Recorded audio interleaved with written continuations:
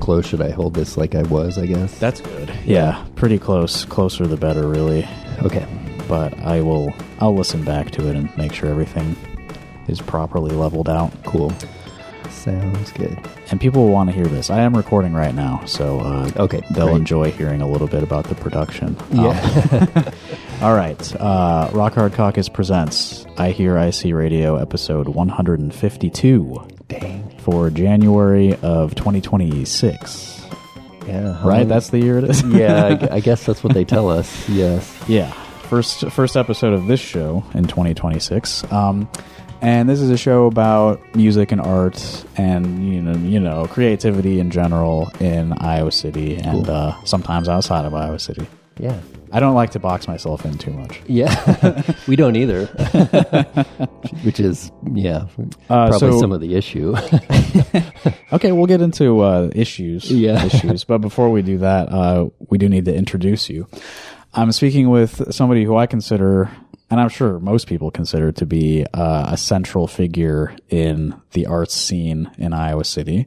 We've got John Engelbrecht. Hello. Do you mind if I read a little bit of a bio here for you? Sure. Okay. And then I can it's a little annotate formal. It or it's something. A little formal. Yeah. Okay, so I Googled John Engelbrecht. Oh, God. This is just like the first one that came up. Okay. John Engelbrecht was named assistant football strength and conditioning coach in August of 2022. Wow. He previously served in the position of nutrition and performance analytics since March 2021. It's been a wild ride. This is John Engelbrecht's bio at HawkeyeSports.com. Wow. So did you know that there's a guy with the same name as you? No, I didn't. This is interesting. Holy cow. And this is recent, huh? Yeah, this is current. And here in Iowa City. No, I didn't know there was another John Engelbrecht in town. That's good. John Engelbrecht will be represented. Yeah, here. he's the assistant strength and conditioning coach for the Iowa football team. You know, when I first got on Facebook, the first thing I did was just try and friend all the other John Engelbrechts in the world. And yeah, how many did you find? I found about 7 at the time that were on Facebook, and they were. One was in Belgium, one was in South Africa. Apparently, there's some Engelbrechts in South Africa, which is weird, but. And what's the kind of background of your family name? It's German. Yeah, it sounds German. I thought for a while I was like, a little Norwegian, a little Swede. No, it's You're pretty much straight German all the way down. Yeah. Oh gosh. So how's it going? As the strength and conditioning coach for the Iowa football team. Yeah. Well, I'm sure the burden is heavy. Yeah. This year was what it was for the Hawkeyes and Hawkeye Nation, and I'm just happy to still be here after it's all over. Yeah, you did your best. Yeah, I did my best. What can I say? It's there's a lot of fish to fry, I guess, in Big Ten sports. I do have a real bio for you. Oh, okay. We could try that one. Yeah, you could play a character for a while, or we could introduce people to strength and conditioning. I should just add that somehow to my resume. Yeah, I'm sure you could find a subtle way to write about strength and conditioning. Okay, John Engelbrecht is an artist, arts organizer, educator, and executive director of Public Space One. And we are sitting in the Close House right now, which is, I guess, would you call this like the headquarters, the central location? It's definitely the more central, like, community-facing place, and it's obviously, a historic house, so probably the more recognizable of our places. But it's whatever the big one, the quote unquote, but it's where we put it's where we have our strength and conditioning practices and stuff. This is where the gym is located. Yeah, this is where the gym is. It's in the basement. I was hoping we could talk about maybe some history of the building and of the organization itself. Sure. Public Space One. It says on your bio, and this is at publicspace1.com, where I'm reading from now. Okay. You joined the organization in 2009, and since then you have steadily built the beloved regional arts institution operating locally as Iowa City's arts hub through securing national recognition in grants, awards, and accolades in the contemporary arts field, thanks to its innovative programming, including residencies, performances, exhibitions, and public projects, and wide-ranging artist network. Yeah. So yeah, that's about as succinct as I can make it. Yeah, no, formality there, but that's good. It's I don't know how to. It's true. 2009. In April of 2009, I had my MFA thesis show when PS1 was in the basement of the Jefferson Building. So, at the time, I talked the gallery coordinator, Caleb Engstrom, who was 100% volunteer run. We were all 100% volunteer at that point. Yeah.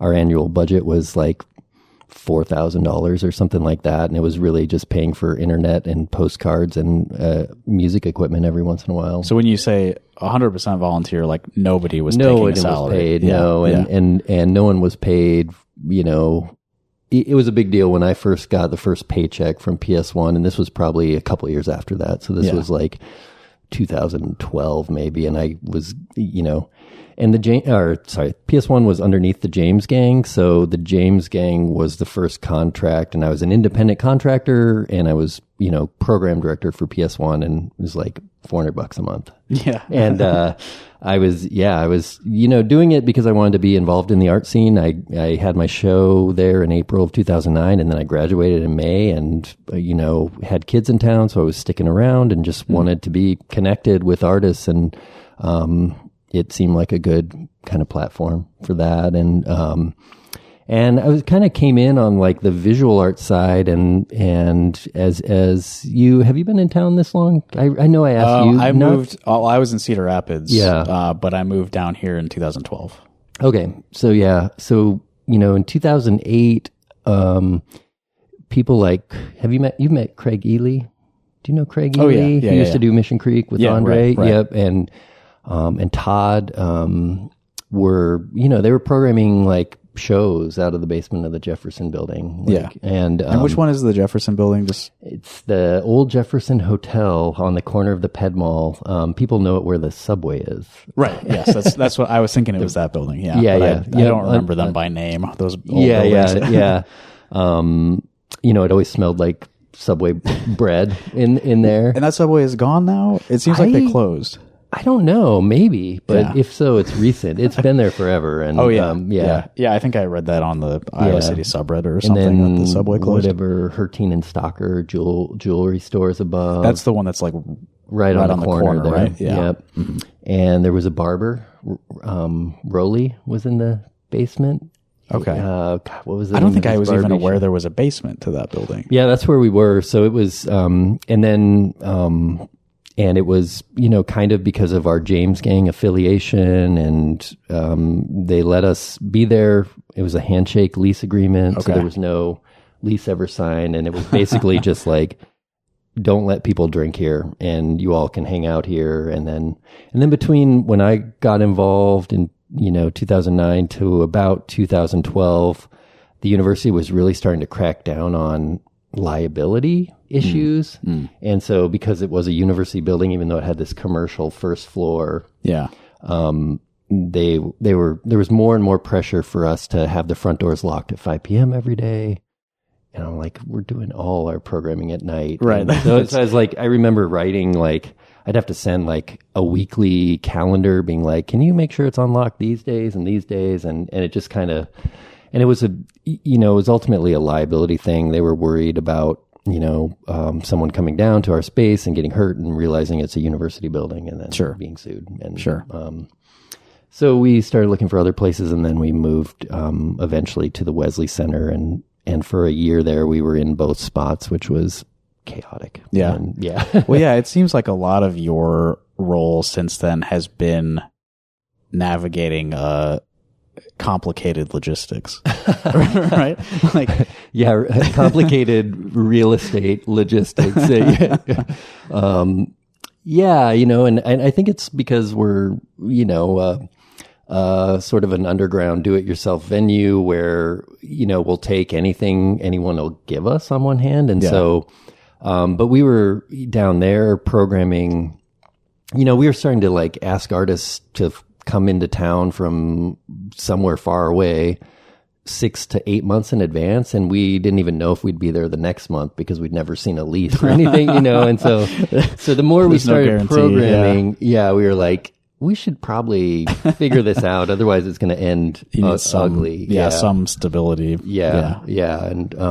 And then when we moved to the Wesley Center, it caused a little bit of a schism in a lot of the people who were working with us at the time, because there was a good friend of mine, Eric Asbo, who was kind of my, he was helping me run the gallery. He was doing a lot of volunteer work, and he was kind of down there all the time with me. And when we said we're eventually going to be paying like $500 to $1,000 a month for rent in the Wesley Center, he was like, "No, I'm out. That's too much. I don't want any." It became too real at that point. And I think there were some other people who got involved at that point, and some other people who kind of stepped back, and no hard feelings or anything, but it was just a big change at that point. Sure. It's less of a DIY, I guess. I guess, it was, a 3-year lease, and the Wesley folks were really great to us. They let us kind of graduate, so a lot of, I think what you're getting at with these spaces was being able to work out these deals where they gave us like the first 2 months free, and then it was like $200 a month, and then it kind of stepped up. So a year into it, we were paying $1,000 a month, but they really gave us this on-ramp to get going, which was, I think Iowa City is good at finding those kind of, I mean, it used to be. I don't know that it's changed a whole lot, but I don't know. We would go to, we were calling all the real estate agents and being like, "Hey, do you have any property that hasn't, can we do an exhibition in this property?" We this Gilbert Street, the first ground floor that's just down here. It's like an apartment above it, and the ground right level. It's kind of not as far up as where Willow Creek is, but I think there's some like engineering. Anyway, there's a couple places we always tried to get people to like rent it for a month for an exhibition and that sort of thing. And most of the time they're like, no, but occasionally we'd find some folks. And Ryan O'Leary was helpful at the time, local real estate person. I've seen his name on signs. I don't know him, but he was super helpful for a while. We had David Bright, who was our attorney, who did so much pro bono work for us. And then eventually when we moved into this, we were able to pay him because we didn't have a real estate agent, so he just took a 1% commission. So we finally got to pay him, and it was actually cheaper than a real estate to pay our lawyer. So that was cool. But so we're talking about like the church basement era, right? That's where you went after the Jefferson building. So that's where I became acquainted with the organization. When I moved down here, you were there. And so it's like you're not I remember there being like some distinction between like, this is not a church basement. We are like sharing a landlord with a church.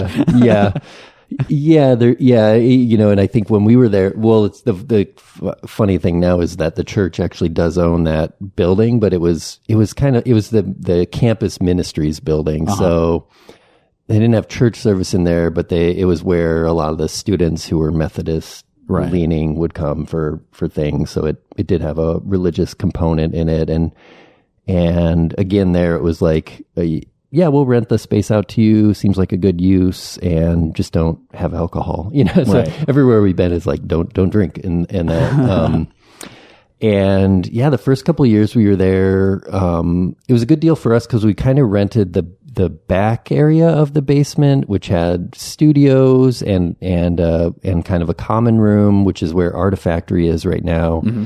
And then the big hall where, it's totally like, if you're thinking church basement, having pancake dinner, you'll imagine that. But with the stage. With the stage and a big kitchen, which we still miss sometimes. But free lunch program was running out of there. So the good deal for us in that first couple of years was we were paying less rent because we were just renting the kind of back studio areas. And we had, I think, 7 studios we could rent out, and then a common area we could program, and a kitchen.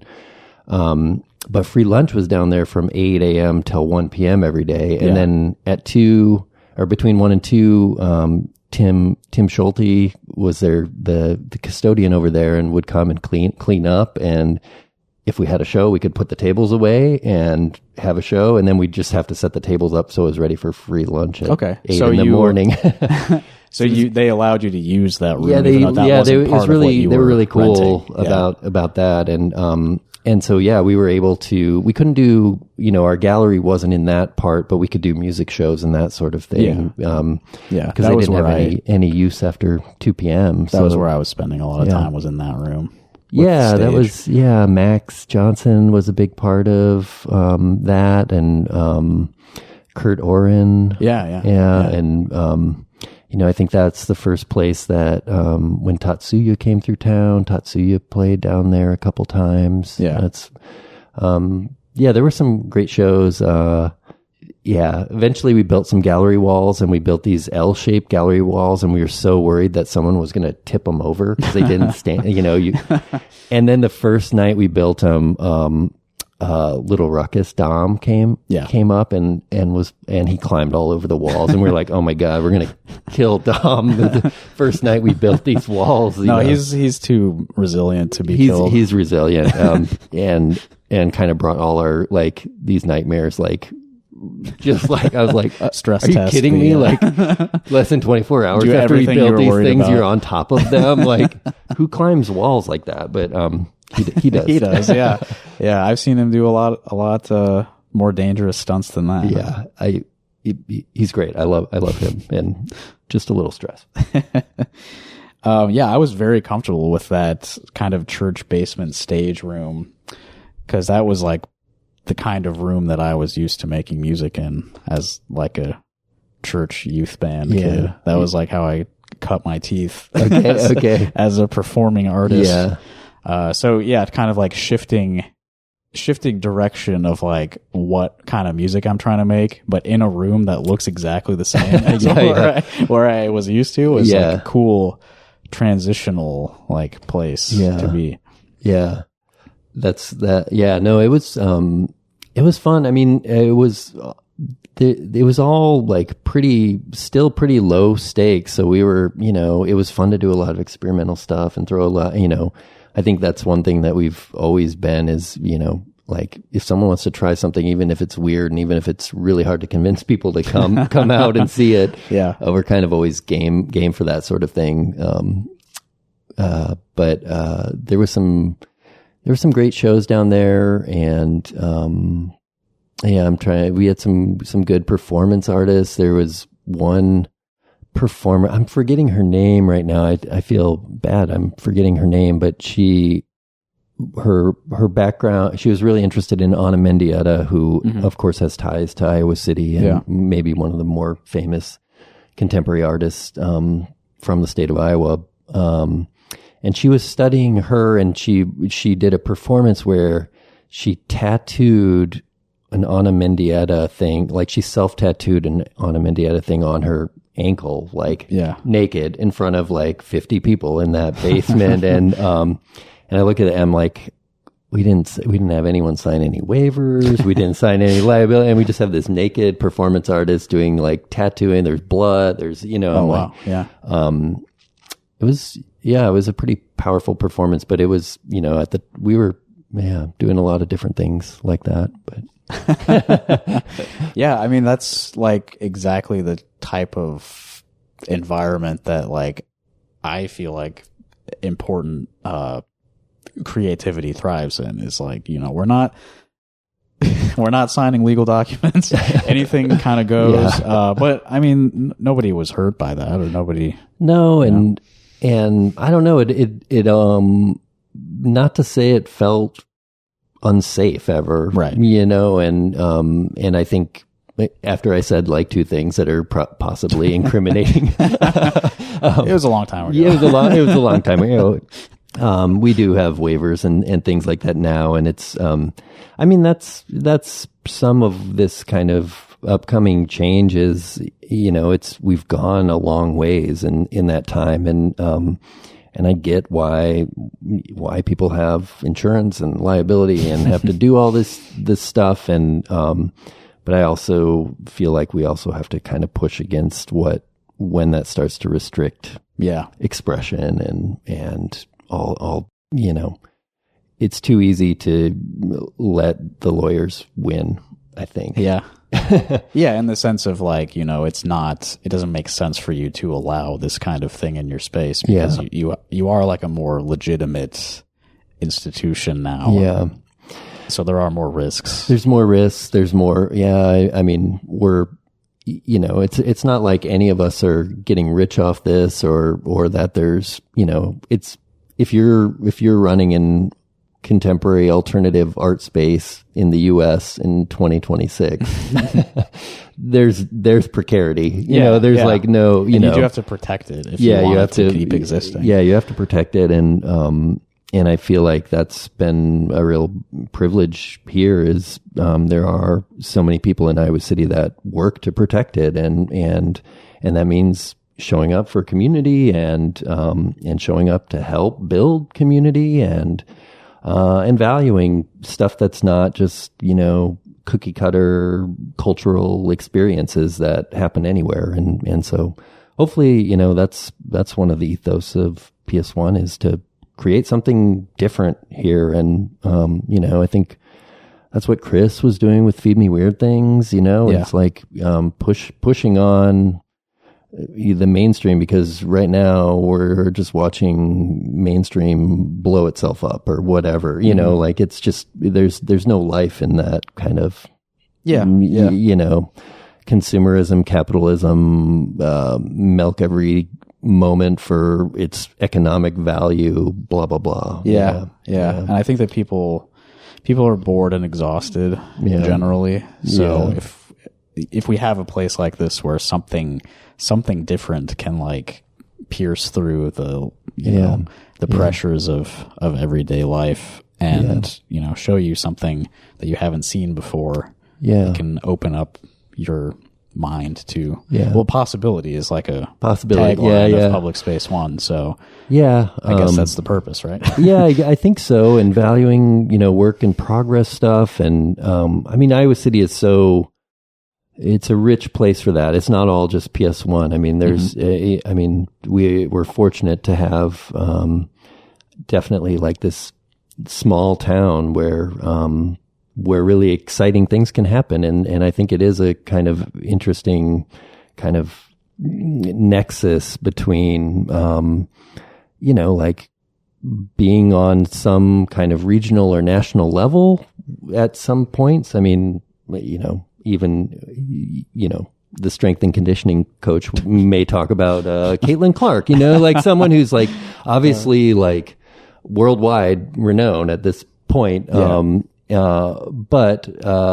also just being like a really grassroots community where, you can talk to the mayor, you can talk to businessmen, you can reach out to realtors and ask them crazy questions about, will they let you use this space for a little while to do something weird in it? And, I like to think more often than not, you'll at least get a reply back and that sort of thing. And, so there's something special about Iowa City and its size and also the people it attracts. I worry about,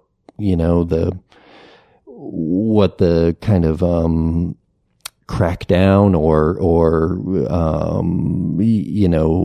I can't think of any other word, but violence towards higher education right now in this country. I worry about that for a place like Iowa City. I think the school has some rich histories and I see. Yeah. And it's a magnet. Like a lot of very cool people end up here because they, I mean, you came here for the university. I mean, and it's that's what makes it a place that people want to come and want to be about. And that's cool.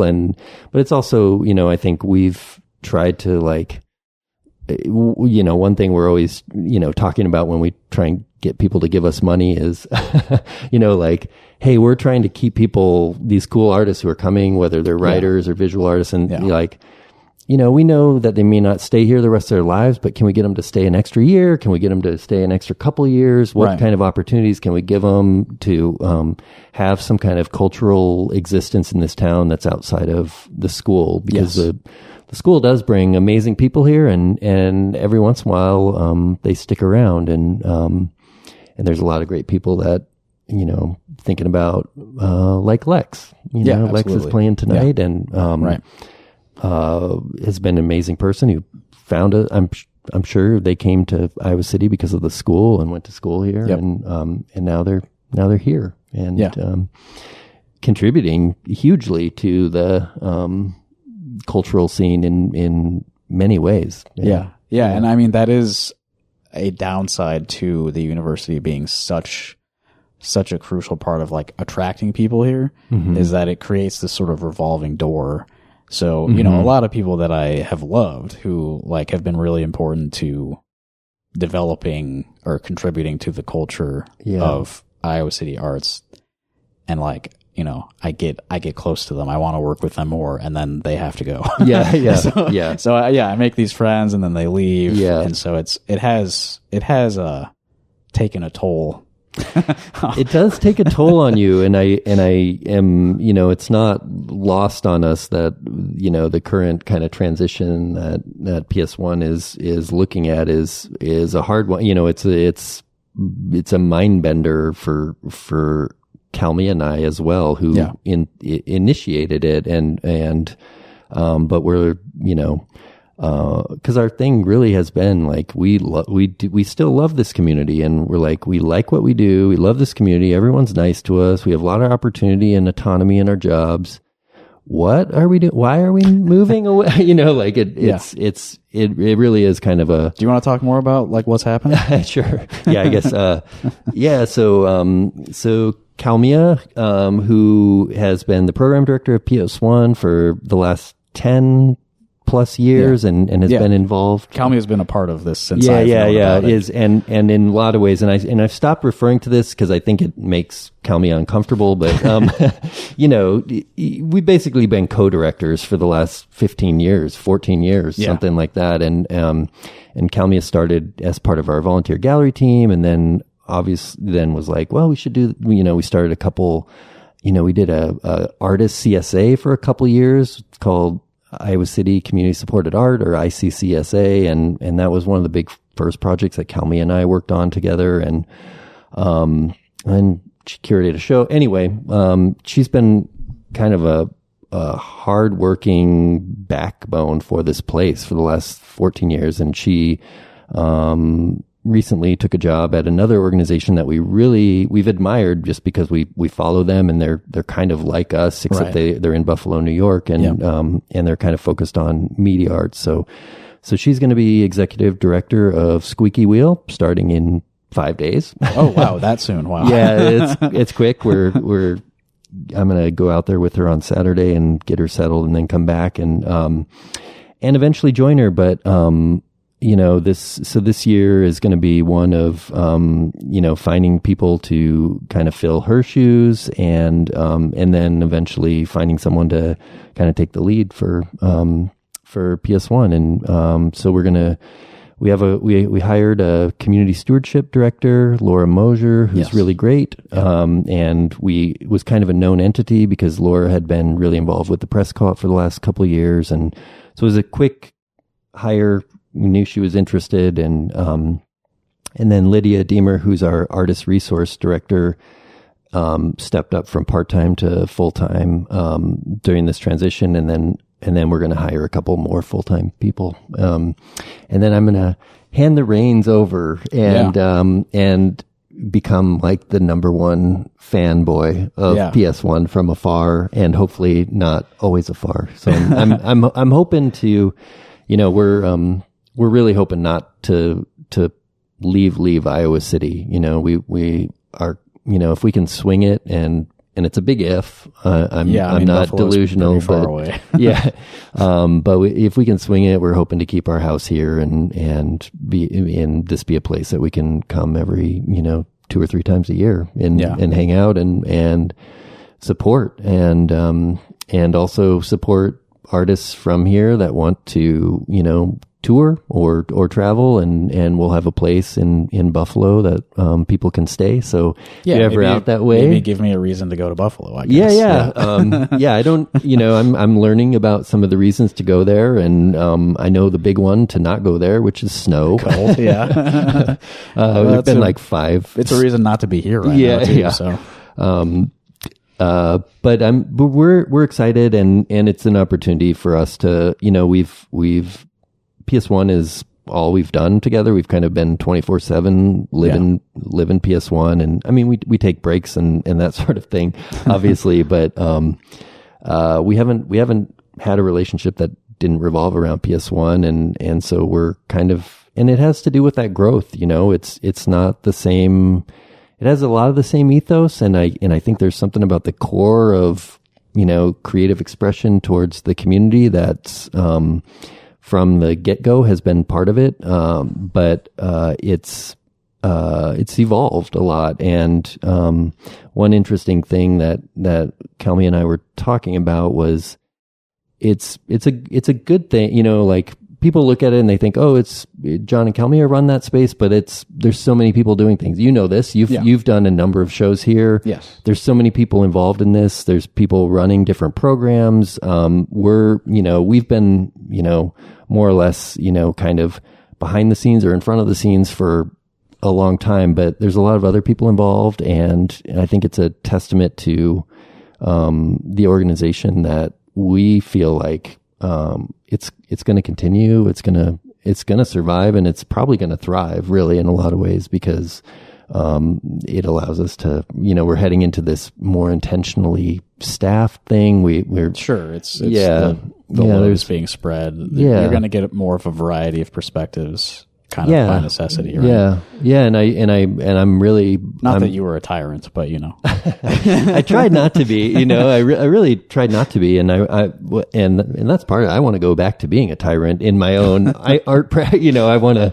I have some ideas for things I want to do, and I love the group work that happens at PS1, and I'm proud of that, and it also means that we don't have to be at the center of it. Anymore. I have to. Yeah. You bring up, your own artwork. I mean, I imagine that running this has taken up most of your time. It's taken a good lot chunk of your life. Yeah, it's definitely. I still have an art practice, and I love to dabble, and I think that fits working at PS1 because there's so many different artists. I love making noise in bands as much as I like drawing and that sort of thing. And I don't take any of it super seriously. I'm not trying to get into galleries, or I'm not trying to tour or that sort of thing, but it's definitely a consistent, I love an art practice as providing platform for other artists. I do like that. And I hope to continue that in some way. I mean, the work that you do, organizing this place, keeping the ship running, is facilitating way more art than you could do just as one person. I think stuff, so. Right? Yeah, and frankly, like the world doesn't need like a middle-aged white man's expression, and I love, I have a lot of friends who are this age and doing poetry and that sort of thing, and I love doing it, and I think there's a place for it. Mm-hmm. But also, like, there's something a little more rewarding about making spaces that other voices can be heard, because well, we know what state we're in as a country right now, and the white man's time needs to be shifted to something else, I think. I think that there's definitely something to be said for, like, if you are a middle-aged white man and you have the ability, like, you've put a lot of work into building this platform and building this organization, you should probably cede some of the spotlight to somebody who has maybe more important and interesting things to say than us. Yeah, I think so. I mean, like, it's certainly fun to have the spotlight and that sort of thing. And I want there to be weird stuff. And this is where the rub is always. I'm like, just make it weirder, or make it, and like, but I'm really excited for, I was doing the numbers, and it'll be 17 years ago in April that I had my show here, and I just wanted to be part of the artist community, and I feel like I've been that, I've done that, and I'm super excited for, to support the next person who wants to take this, lead a group to do amazing things. And there's a lot of young folks involved. The ICVZ right now is amazing with Pat and Claire running that. Yeah. The music scene in Iowa City is amazing right now. I know we all kind of felt a huge loss with the, Feed Me Weird Things going away and Chris leaving us. But it's, there's a lot of good potential still in the scene here, and I want to continue to support that, and that may mean letting someone else run with kind of wild and crazy ideas for a while. And there's a bit of a parallel with Chris's death. Like, you're not dying, of course. I hope not now, but I'm not trying to. But yeah, he was taking on so much himself, and so like Feed Me Weird Things was driving so much, and it was really one guy's huge efforts making that happen. Yeah. And we all felt a huge like sudden void loss when he died. Yeah. And I honestly I felt like in the days that followed, like, I'm done. Like, like he was doing so much of this work that I was like writing, and obviously things did not end with him. Yeah. Like, more people trying to do more stuff is good. Trying to fill that space and like grow it into a new thing. Let it evolve. Let it grow. Yeah. Yeah. So there's a bit of that happening here, maybe. Like, I mean, it's a lot of this is on your shoulders right now. Yeah. I mean, I want to. I've been thinking a lot about this. We've been having so many meetings about, and right now Calmy is in like full like download my brain to all other staff members mode, and I'm kind of like, oh, it's going to be rough in February, because I'm going to be like, what all are we not picking up that Calmia? I mean, Calmia has a crazy work ethic. I mean, I don't even want to say how many hours a week she works, but it's way more than she's getting paid for. Yeah.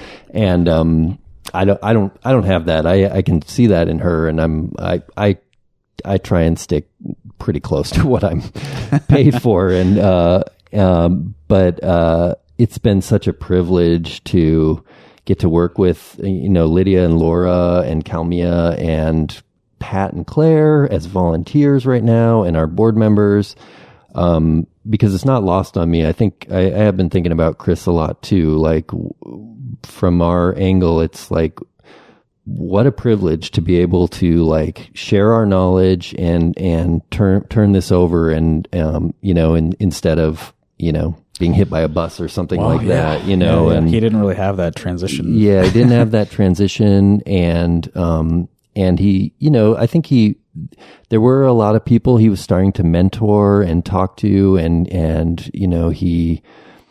it sucks, because he was in Feed Me Weird Things was just on the cusp of like, I mean, it was accomplished. Don't get me wrong. It was accomplished, but I think it was on the cusp of like, kind of leveling out to make ends meet. So he wasn't, I mean, he'd probably always be spending more money on it than he wanted to, or that sort of thing. But it was firing on all cylinders, I think, when he passed, and that's, but it was also, we're feeling a little of that support from the community that I know that, was around his passing, and but we're also hoping to continue to be around a little bit and be mentors should anyone want advice on doing weird art stuff in Iowa City and beyond, but also stepping out of the way if people want to take it in another direction. We feel there's so many loose ends, I'm sure, but we feel pretty confident in the kind of core mission of this group and the people involved. So, yeah. You mentioned a few minutes ago that, over the 15 years that you've been doing, or no, almost 17 years. I forgot what year it is now. Yeah, no, I mean, both can be right, because I've only been getting paid for about 14, but. That the ethos is, kind of the same, but it also kind of has evolved. Mm-hmm. I found this article that was in the Press Citizen in 2014. Okay. Where my friend Allie interviewed you. Okay. Was this the one where I have the really creepy headshot? There's a really funny article. I don't know if you just have the digital version, but my kid makes fun of me. I sent them this crazy expression, so I look like a madman in the little headshot they did. Oh no, that's the picture. Oh no, yeah, that one's okay. Yeah. There's another one out there that's really kind of, you're like, who is this psycho who they're interviewing? You're just in that church basement space in that photo. But I thought that it might be interesting to read some of this back to you, see funny. What's the same, what's different in your mind. Okay, so it's pretty brief. Public Space 1 is, in many ways, it's a counter institution. It's also a place that people can make their own. Mm-hmm. Yeah, I like that. I think that's, I would say there's our programs, like if you look at our programs, the Center for Afrofuture Studies, the Iowa City Press Co-op, and the Media Arts Co-op all started not from ideas that Kalmia or I or people who were paid to be at PS1. None of those people started those things. They were, the print shop was formed by two artists, one who had a printmaking show and said, hey, do you have space if I were to set up a little, the Center for Afrofuturist Studies started when a writer from New York came here for 2 years to do the poetry program and reached out to us and wanted to do a residency for artists of color, and we thought it sounded like a good idea. And Media Arts Co-op, was because two people approached us from the PATV board and said, we're looking to sunset and would love an organization that would take on some of what we're doing. And so, those are all three kind of major programs that we run that weren't drawn up in a board meeting or anything like that. They were just from this, like, how do we provide a platform for people to make it their own, And so I like that. And of course, there's so much, it's not as easy as that. It's not as easy, there's so much work that goes into that, so many meetings and various things, but to build it up, at least. To build it up, yeah. But it is essentially, it's people have ideas, and we try and go with them. This is a place that supports those ideas. Yeah. And sometimes it works out better. Sometimes you really get, in the case of the Center for Afrofuturist Studies, it was meant to be a 2-year program, and we're going on year 10. And that was that long ago? Yeah. Wow. Okay. Yeah. So this will be the first. We talked to On for the first time in 2015, I think, and our first residents came in 2016. So, wow. Yeah, this year makes it 10 years, and we just got another 3-year, $50,000 a year grant for that program. So, we were looking at it, and with us moving, and we were like, is it time for that to sunset finally, and that sort of thing. And then we got, we're funded through 2028 for that program. So, So we're excited. We're, it's enough funding that we're able to even hire, kind of, On, I think, is going to eventually transition to just being kind of a advisory person for it, and a founder on the board. And then, one of the artists that we've worked with in that program, Falashade, who's up in the Twin Cities, I think is going to take a bigger role and get paid a little more to see that program for the next 3 years. So it's cool. exciting. Yeah, it's exciting. And who I would have never thought, that and the print shop's the same. It's been around for 13 years now.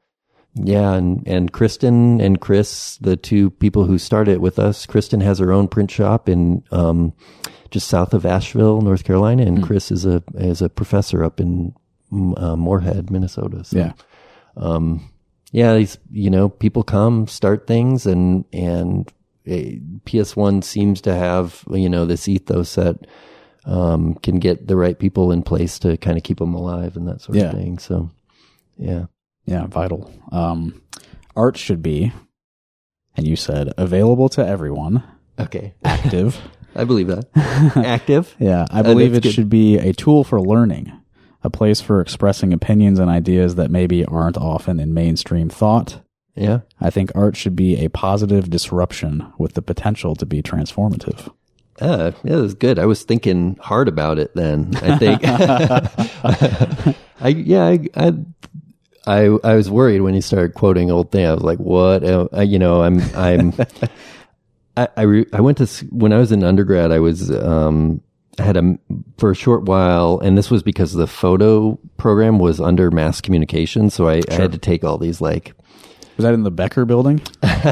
This was undergrad, so I was at Black Hills State in South Dakota. Oh, yeah, before you came here. Yes. Okay. It would have been, but I had to take like public relations class. It's the worst thing. And I remember just like learning about like, well, when you talk to reporters or when you are reporting, you have to be, and don't say anything too radical and that sort of thing. And really, that's how they instruct you. Yeah, to just give these like milk toast answers all the time, you don't want to get and too I'll much be attention. and I just like. I get why that is because I've been misquoted quite a bit, but and again, I guess there's like risks to that, and you have you don't want to say something so crazy that you're like risking the future of your organization. Yeah, totally. But also, I'm like, God, can't people just talk and kind of express themselves and not just be so scripted or what? Anyway, that's funny. Yeah. But, well, yeah. I mean, it seems like you said something meaningful, but it wasn't like too dangerous. I don't think. No, that doesn't seem too dangerous. There's probably some wacky ones out there that I would probably roll back a little bit now. Do you want to know what you were inspired by in 2014? Yeah. You said you were inspired by people who take risks. Okay. People who are critical of their own ideas and willing to talk about them. Imagine that. Yeah. You were inspired by people who show up in whatever form that is, and people who do things and make things. Yeah. Well, there's a you can see my public relations training in there a little bit. I think with those answers. It seems like something the program director of PS1 would say. Sure. Yeah. Yeah. And I'm sure that inspiration comes from all sorts of places, and it's been a long time. Would you have a different answer now about what inspires you?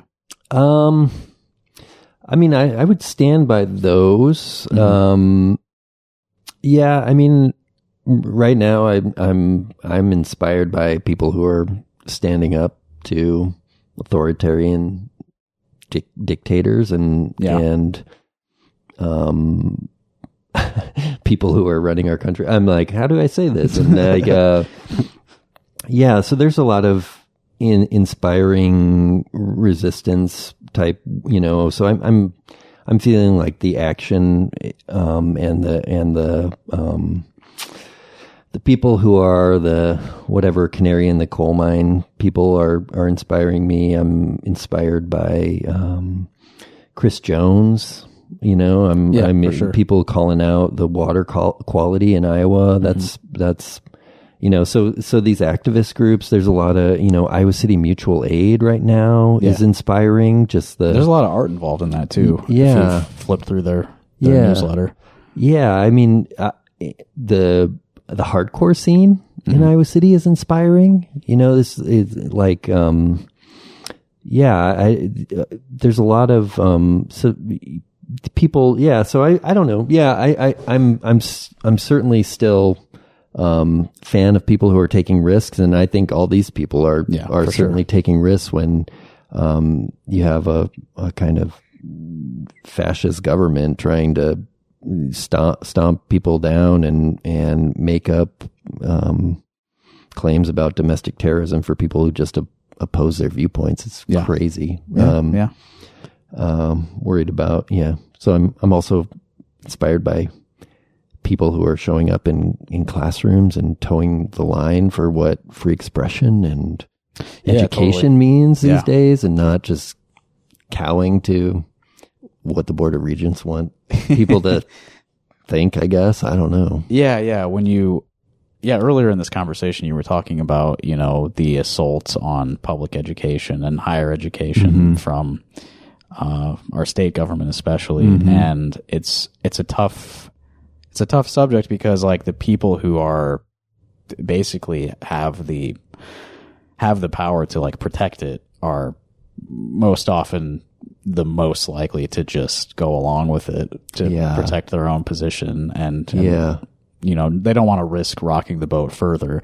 But yeah, you know, university administrators are not particularly courageous. From what I've seen. Yeah, it's a problem. I mean, this is I think it reminds me of the issue with like general strike. Like a general strike is a great idea in concept, but also there's a lot of people who just can't afford to do, you know, like, you know, so I don't know so how you feel about general strike as a tactic, but I would love to. Yeah.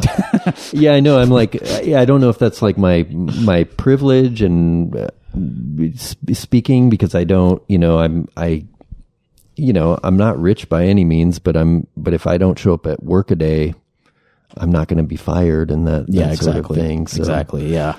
Yeah. It's like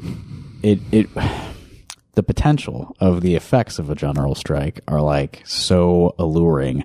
Yeah. Like if we did this one thing, all of us together, we could accomplish so much, but it's like so much of the risk is on the most vulnerable people who you are not going to convince to just drop everything and do that. Yeah. Because you know what? You have no guarantee that you're going to get what you want.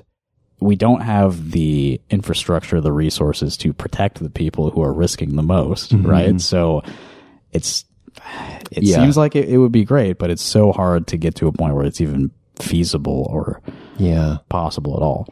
Yeah, that one's a conundrum for me, but inspired by a lot of my friends and artists who are in the Twin Cities these days, and the work that they're doing in the face of a lot of hatred and violence, and it's a crazy world right now. Yeah, it's a crazy world right now.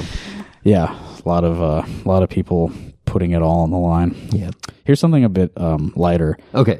Sorry. I like our little venture into politics there, but your answer to if I could talk to any artist, it would be interesting. Who would I have said in 2014?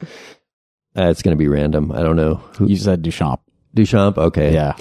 Classic. Yeah, I'd probably that's the toilet guy, right? Yeah, that's the toilet, the urinal guy. Yeah, that's right. The father of conceptual art, Dada. Dada. Yeah. I'm a huge Duchamp fan. I am. And, but I think maybe the more interesting conversation artist wise might be Joseph Beuys, just cause he's a little more contemporary. He definitely was in conversation with Duchamp just 50 years later. What was that name? Joseph Beuys. Beuys? Yeah. Okay. He's a German artist, Bueys, and he would just do these. He's a conceptual artist, but he made things. He is really known for his like he would do these teachings and just like talk about, his philosophy on art and life and spirituality and this sort of thing. And he kind of built up this mythology around himself. Yeah, he's got some really interesting kind of like performance pieces. One where he was he flew to New York, was picked up in an ambulance, was wrapped in felt and delivered to a gallery where he spent 3 days with a coyote. Whoa! It was him and a coyote in this gallery together, and you'll see pictures of him kind of interacting with the coyote. And then at the end of it, they wrapped him back up, took him to the ambulance, and he flew out. And the piece is called like, I like America and America likes me, or something like that. And, whoa. Yeah. Was this like a domesticated coyote or? It's a good question. There were times when they were like tugging at each other, playing together. But yeah, it was definitely, it didn't attack him. Yeah. I would assume they didn't just capture a coyote and just who knows? Yeah, this was like drop it in a gallery. Probably this was maybe 1970-ish. So yeah, that's the kind of thing where it seems like you have to sign some documents. Yeah. Before you put that in an art gallery. I wonder about that. And he did this really other beautiful piece in where Documenta is, and I think it's Kassel, Germany. I've never been, but he planted for the festival. He planted 6,000 oak trees and put a big and had 6,000 like big stones moved right next to each one. And the whole idea was that he's working on this time scale that we're not used to. So, he did this in the mid 70s, and then if you visit today, it's 50 years later. So now the stones are dwarfed by the trees now. And, kind of he was really good at using the world, and I think kind of in opposition to Duchamp, he would kind of stand, Duchamp was good at like making a move, a conceptual art move, and then just like letting people be like, what's he doing? What's he, like kind of letting and he was big enough or well known enough, he was well known as a painter. So he got away with it because he could put a urinal in a thing and people like, what's he doing? And then it caused this big ruckus and that sort of thing. And I think Joseph Beuys like was always kind of standing and willing to talk about his work in a way that Duchamp wasn't. Anyway, sure. That's a longer answer than you might have wanted for that question. I think that's great. I think it's great. More people should know about all that. About these artists. You said in 2014 that you love Iowa City because it's a small town with a lot going on. Yeah. I think that's what I said at the beginning of this podcast. Yeah, you said that today, so that's pretty consistent. Yeah. If you could invent something. Oh, God. Oh, no. This is an interesting answer. Oh, God. You would invent a machine that allowed for more transparency or honesty between people. Whoa. Well, have you watched Pluribus? I have watched Pluribus. Yeah. I guess that's the machine right there. Like that's the some play sort of out of alien that virus. Alien virus where everyone knows everyone else's thoughts. That's a philosophically really interesting Were you TV going show. through something in 2014 or like some sort of hurdle to... I might have been getting a divorce. Yeah. I kind of got that inkling from that answer. No, that was around the time. That was around that time, I think. Yeah. I don't know exactly, but 2013, 2014. So there was, that's funny. No comment. Sure. Yeah. It's probably best to refrain from further comment there. Everything, I think everything is fine along those lines. That was a rough era, a little era, but yeah. Do you have any other ideas for inventions that you've come up with in the past few years? Oh man. I do. I can't think of them right now. I feel like I had an idea just yesterday for something that wasn't, it wasn't that was very like existential. Right. And this was just like a very small one. I can't think of it. No, I can't think of it right now. I mean, I'm pretty happy with a lot of the inventions that are out there. I just think that we should get better at using them. I mean, sure. Yeah, right. It's like a lot of technological advances have been, to the benefit of like a certain class of people at the expense of everybody else. Yeah. So. I mean, AI would probably be really awesome if we had UBI and billionaires didn't exist or something like that, sure. Yeah, I'm sure that there could be productive uses for that aren't just siphoning wealth and poisoning resources. Yeah. It's like, we're so close on some things and then so 180 wrong on some things, I don't know. Yeah. Well, I was. How about you? You have it. Well, I was thinking about your idea of a machine that lets people be more honest with each other, and I realized that we have like truth serum. I forget the chemical name of that, but it's not a machine. But we have. Yeah. You can inject someone with something, and they have to tell you the truth. Yeah. Which is I that's really interesting because it's the truth is as we know, like oftentimes not as objective as we think it is. Yeah. And it's colored through human perception. Yeah. So I don't know how that works chemically with that. I mean, if people are, they may be expressing what they feel is their truth. Yeah. And it might be different for someone else, but you can't be like, you can't have objectivity injected into your veins. I don't think. Yeah, this is beyond my philosophical education to talk about, but it is interesting. I do often ruminate on time travel, and I think that some sort of ability to travel back in time would be a great benefit to me. Yeah. Do you think it always ends in disaster? Like, yeah, I mean, all of the parables of time travel are like, there are so many unforeseen consequences. Like, you can't do this. Like, yeah. You can't play with this. It will end in, the last episode of Twin Peaks. I don't know if you, or if you mess around in this domain, you'll become lost and everything will be different in a way you no longer recognize, including yourself. You won't recognize yourself anymore. Yeah, I think it's, I love those thoughts. I keep bumping this vase with these dead flowers on it. I love thinking about those things, like the pluribus thing and the time travel thing, and these sci-fi. I'm kind of into sci-fi just for that reason, for trying to play through those philosophical underpinnings of. Anyway, I think I don't know if that's.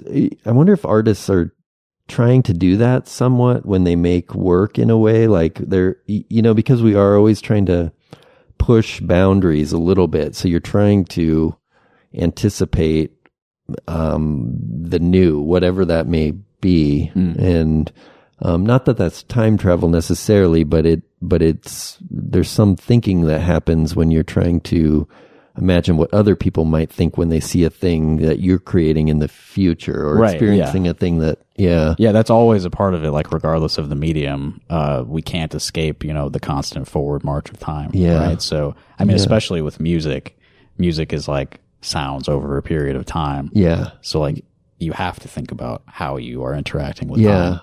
Yeah. But even a painting, you paint it one day, people look at it next week. Yeah. There's a time element. Yeah. I've been thinking, I was thinking about this recently. We were in Spain and went to a gallery, and they made us pay to go in to see the art on the wall, and I was thinking of this recently, and it's funny that you pay to go to a music show and then sit there.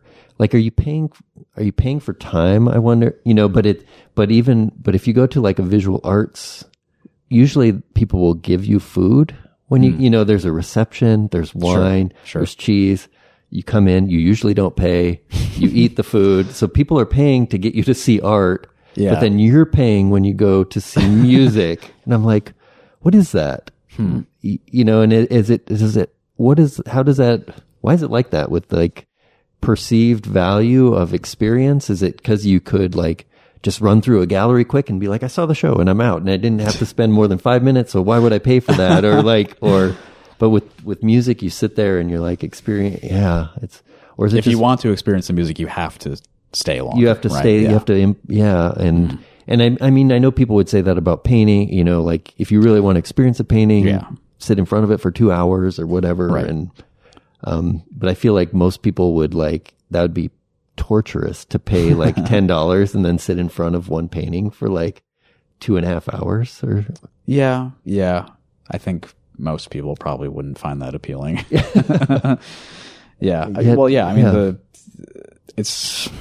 I feel like there's a lot more we could go into there, but okay. Sorry, I was just, that was one thing I was ruminating on lately is the problem is, money, and it being like, we have to have money to live. Like, ideally we could just escape all of that, and and art could just be art, and we're there because we like it, and we make it because we want to, and we don't have to think about the currency exchange. And if we like the painting, we can sit in front of it longer, and if we don't like it, if we don't like the music, we can walk out sooner.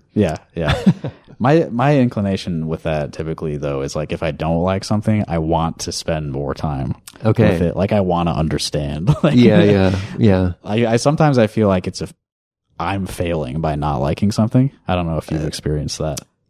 Yeah, I see what you mean. Do you remember? I can't remember the name of the band. I can't remember if you were at this show or not, but they were like 4 or 5 piece band, and they played, and they were so quiet. Yeah, I played that show. You played that show. I wasn't in that group, but we opened for them. Yeah. I remember. Maybe it's better that I'm not naming them, but I remember like I'm not saying Lex attending that show and just being like mad afterwards. Like this was too. Yeah, we talked about it. Yeah.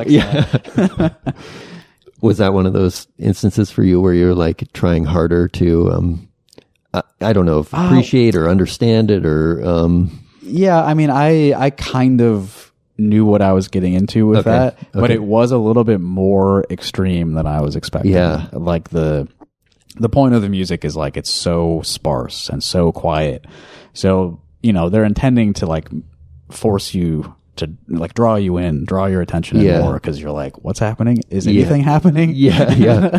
And I kind of like that, but yeah, it can be draining. Yeah. If it's like a longer piece. I think there's I don't know how you get over or how, they would have been interesting to talk to because of like, is part of your thing like shocking or like pissing off people a little bit because they're not getting, like what is that like, it's not really shocking, but, you feel like you're being fucked with as an audience or something when there's a full band up there and you can barely hear them and you're sitting there for like 30 minutes, 20 minutes. And from that was a really interesting from a performance standpoint and really frustrating from like a participant standpoint, I guess. Yeah. I don't know. Yeah. But maybe they don't see it that way. Yeah. I don't think the intent is to, upset anyone, but it does test your patience and you're like, I'm getting so little of what I like about music out of this, So, ideally, I guess you think about like, why am I so impatient? Like, why do I need music to fulfill these certain expectations? I think is part of it. Yeah. Yeah. I think that when I go to really more experimental music stuff and if it's challenging in some way, one thing, I guess my internal like judgment system, which I usually don't talk about out loud, it kind of revolves around like where I find my mind drifting at certain points. Yeah. And every once in a while I'll have this thought. I'm like, whoa, how did I get to that thought during this thing? And I was like, oh, this is what this is about in some way is like this kind of like, my brain would not have gone to that weird kind of dream-like connection of thoughts. Sure. If I wasn't in this, like, if I wasn't really just like kind of, I guess in a way it's like meditation or something like that. Right. And, but you're not, your attention is there and you're, I don't know. Yeah. So I guess that's one of my internal, like, value judgments of experimental music. Sure. Is like, where does it take my brain? And I think the same for like visual art and painting too, like, am I leaving this in a much different place than I arrived at it in? And yeah. What did this do to me? Yeah. What did this do to me? Yeah. Yeah. Well, I think that's probably a good place for us to wrap up. There's like a poetic ending. An artistic thought there. Yeah. I did want to let people know, if you enjoy the sound of John's voice, he did do a podcast for a while, the PS1 Weather Report, which you can still find. God, I keep thinking I should bring that back. Really? I keep wanting to bring it back. Yeah. Yeah. Yeah. Well, I mean, we'll see. It might be a good time to return to it and, or just do, one-off episodes. Sure. Yeah. So check out the PS1 Weather Report, which I think is on most of the places where you can find podcasts. I think you can find it out there, and it was really heavy when we first moved into this building. So it's a lot about like what we were thinking when we first started inhabiting the close house in Iowa City. Yeah, which we didn't talk a whole lot about today. So, you can go find that stuff and it's out there. Learn about that if you're interested. I did want to point people also to publicspace1.com/events so that you can see everything that's going on around here. Currently, a production of The Boy with Sun in His Eyes is set up in the room we're adjacent to. Yep. There's multiple different kinds of yoga happening every week. Yeah. I know Lex is playing tonight, but we'll also be back here on the 31st. I think there's a music show on the 31st. Yes. Grainbin Operettas, Measures of Agony, Angle Grinder on the 31st. I think Lex booked that show, but I don't think it's playing. Oh, okay. I'm not really involved, but that's just what I think is happening. You're more on the street. Yeah. Intro to screen printing class next month. There's a lot of workshops. Stop motion animation going on next month as well. If you're not already, looped into this, you should check it out. I'm sure you'll find something you're interested in happening at one of the PS1 locations. Yeah. And I typically end, usually there's more music being played during the show, but I always end with some music. I have the tape that you did with Nora. Oh, cool. I just saw Nora. Yeah, I just saw Nora the last weekend. Oh, nice. She's out she was in town for a moment and we crossed paths, but so I thought I could play something from that maybe, but if you have any other from that, ideas. Antifa Horn has evolved and it's the people who are with it. So, but it's fun. We're still playing stuff. And cool. I'm still making noise in a lot of different ways. So, yeah. So I could play something from this old tape from a couple years ago. Yeah, go for it. If you want to give me something new, I could also just throw that on at the end. I would, if that's easiest, I'll see if I can send you something tonight, but also, sure. It'd be fun to, I don't know. I've made some weird stuff lately. If you want just some music I love weird stuff. Okay. So, yeah. And I think people who listen to this are at least, open to weird stuff if they're still listening because I've certainly thrown a lot of it at them over the years. Yeah, that's good. All right. Well, thank you, John. Thanks, Justin. I think that was great talking to you. Yeah. I really appreciate you spending some time with me. Yeah, I appreciate you too. All right. Thanks for listening, everybody. We'll see you later. Bye-bye.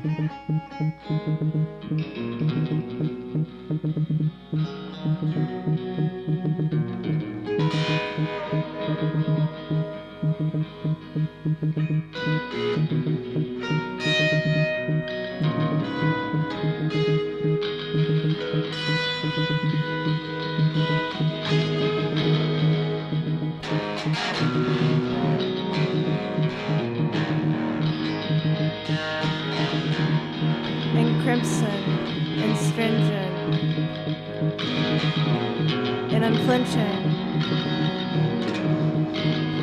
and apparent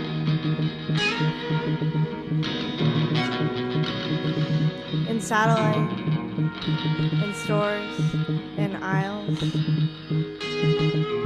in necessity, in extensibility.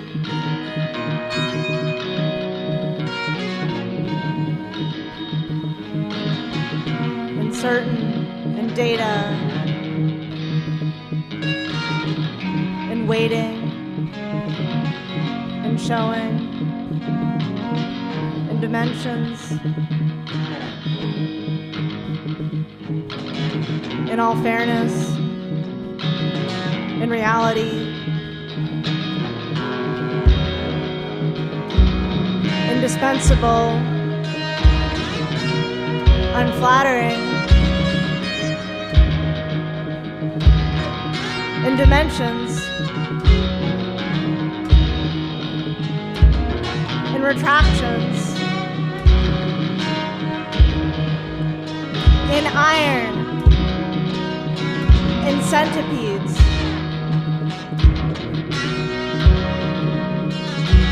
in adhesions, in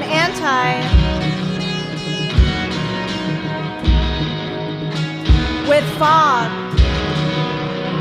with mercury,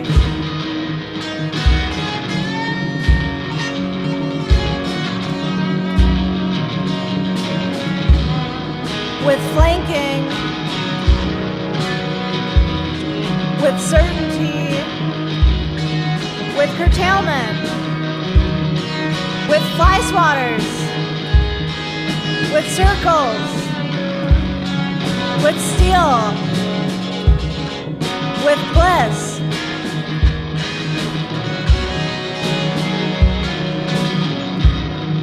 with objects, with records, with apologies, the acute,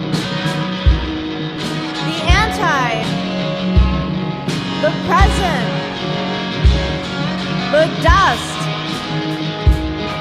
the subtitles, the policies, the nutshells, the idols, the curtains, the interruptions, the clouds,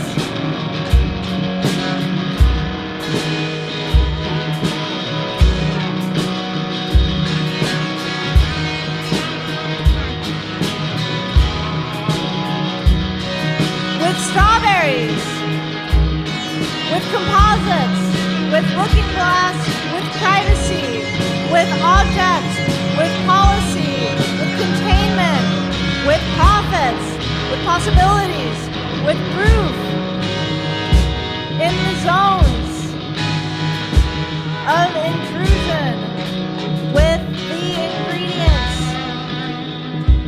in the light, in the lonely financial zone, in the policy, by the sea, by the moon, by the stars, by the structural variants.